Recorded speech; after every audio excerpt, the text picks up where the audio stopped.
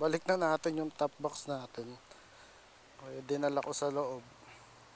Kaso, nung nag-inquire ako, hindi pala po pwede itong ganitong top box. Kasi maliit daw to. Ang pwede nila is meron silang binibigay na installment, pwede mong hulog-hulugan, is 20 by 20. So, malaking box yun. Malaki talaga yung parang Lala Move, no? So, ayaw ko naman ng ganun. So, mag-stay na lang tayo sa MC Taxi.